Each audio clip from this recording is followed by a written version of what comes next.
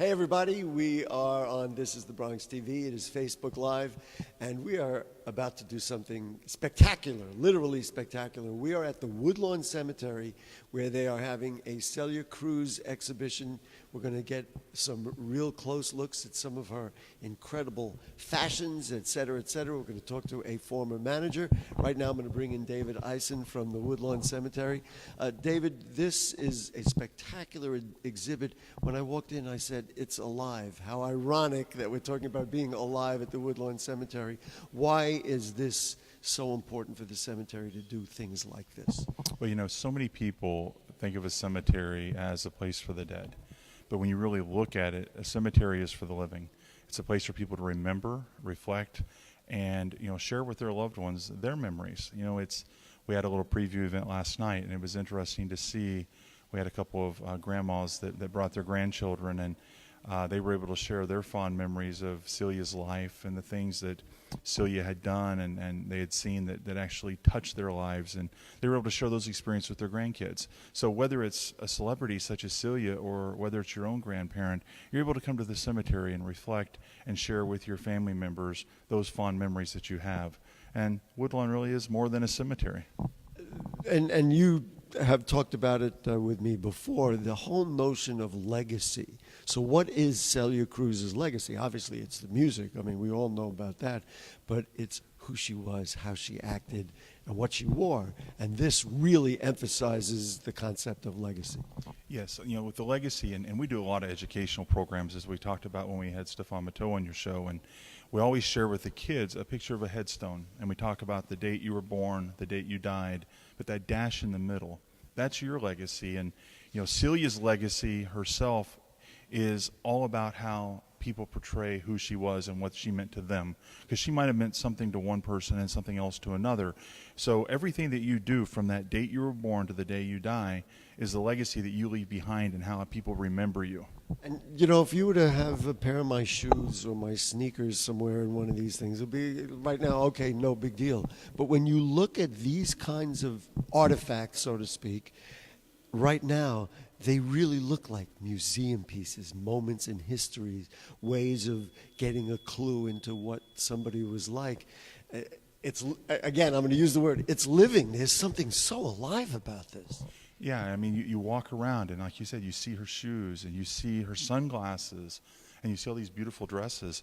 And then just, for me, the joy is seeing the joy on people's faces and listen to them and ask them, which dress is your favorite? And each person picks a little different one, and it's just, it's great to see how exciting these people are for this program. Okay, no, I'm really excited because we have Celia Cruz's former manager here, so I'm going to say to the executive director of the Woodlawn Cemetery, goodbye.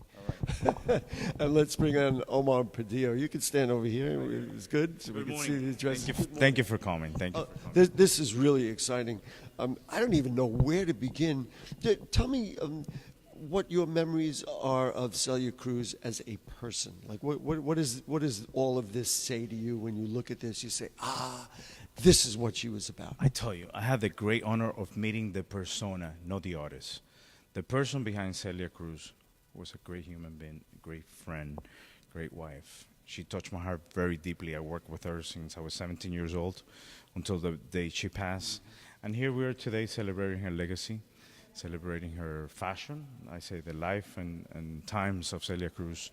You can walk around and see how fashion used to be for Celia, how important it was.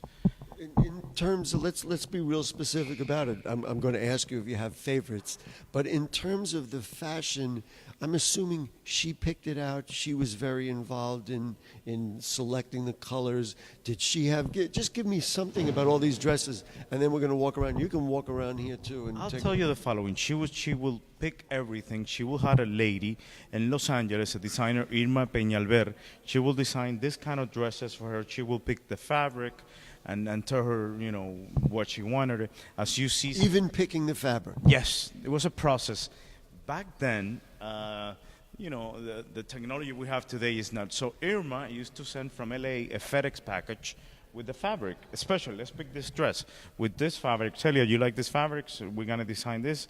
She had all the measurements, so she will do it. Like that jacket is from a local designer, a Dominican designer, Alejandro Frias. This one right here. That's this jacket. This jacket was black, and then in order for her to wear it again, she will put the beads with colors, so she can wear it twice. She didn't like to repeat the same stage clothing once. There is something, I have to tell you, I already have a favorite, and you picked it out already. Really? It is, This one? I love it. It's Bronze designer, Alejandro Frias. This is a Dominican designer. He did a lot of jackets for Celia. He'll be here later on today. Like that dress, she wore it with Tito Puente or Carnegie Hall at an event. That is another local designer from New York City, Manolo, Cuban designer. And this is a dress from the 60s. When you look at this, and we were just talking with David Eisen about legacy, when you look at this, does this, like all of a sudden you conjure up, like you say she was at Carnegie Hall, does it conjure up what the music was in the moment? Of course, this dress. I just got chills. You know what? It brings me back to backstage, taking a photo with Tito and her. So every dress, every piece of Celia has history, and it brings me back to the moment. It brings me back to the moment, and it's Let's walk around. We're going to. There's so much. This is the favorite so far for everybody. As you see, this dress is very big, very elaborate, with a lot of work on it. This one says to me, "Show." This makes a show. I want to see some of the things in the cases that are here. For example, the salsa festivals, the tickets, backstage moments with different people. Marlon Brando, Ralph Mercado, Tito Puente, 1982 tribute at Madison Square Garden with Johnny Pacheco. Her shoes from the 60s. Yeah, I'll tell you, the shoes really. I was talking about my sneakers. Look at these. This is from the 60s also. She had a Mexican designer, Miguel Nieto, who will design her shoes like that. Look at the boot, how the design of the heel. We're going to walk all the way around. There's so much to see here. So as I understand, this is going to be here all weekend until Sunday afternoon. On Sunday, and yes. then after that, there's the concert. And they go to the Woodlawn website to do that. Oh, look at those shoes. Look at these. Come on. There's so much here. Replica, her star at the Hollywood Walk of Fame. She was famous to wear sunglasses. Those glasses before they were in fashion. She used to wear those glasses from the 80s with a lot of the rhinestones. And you know, for people who are familiar and live to her music, this is very special. For people who didn't, what an education. Yes. You see moments here from her funeral, very special moments from when she passed. Here at Woodlawn, St. Patrick's Cathedral. I see her there with the president. Yes, with many present here with Bill Clinton. And her family here. You have a timeline of her life pretty much on this. The last thing I want to do is just look at these, the wigs.